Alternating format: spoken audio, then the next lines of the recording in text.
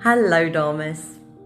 Hier sit ons, net 'n paar dae na Kersfees. Die liggies blink nog, daar lê dalk nog 'n paar stukke geskenkpapier of beslis baie speelgoed rond. En die yskas is vol oorskietkos. Kersfees is verby, die opwinding het 'n bietjie bedaar. En nou begin die alledaagse lewe weer sy kop uitsteek. Maar weet julle wat? Kersfees is nie net 'n dag nie. Kersfees is 'n herinnering dat Jesus gekom het, nie net na 'n krib in Bethlehem nie, maar na ons lewe, na ons huise, na ons hart. Hy het gekom vir die moe mammas wat nagte wakker lê met kindertjies, vir die vroue wat dra aan bekommernisse wat niemand sien en vir diegene wat voel hulle gee tot daar niks meer oor is nie.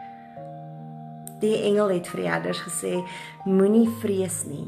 En vandag sê dieselfde engel vir jou, moenie vrees nie.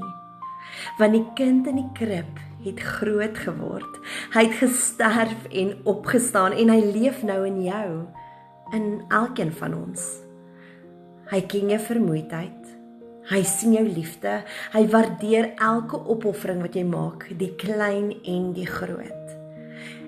In hierdie nuwe seisoen wat voorlê, moet ons nie probeer om alles self te dra nie. Gee dit oor aan hom. Laat Jesus jou krag wees wanneer jy moeg is. Laat sy vrede jou huis vul wanneer dinge chaoties voel. Laat sy liefde deur jou vloei na jou kinders, na jou man, jou vriende en jou familie.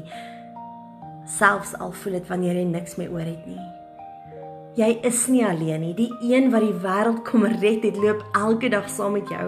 Hy is trots op jou, hy noem jou sy dogter. So staan vandag op met nuwe moed. Die Kerskind is steeds hier in jou. Mag God julle seën en julle krag gee in die dae wat kom.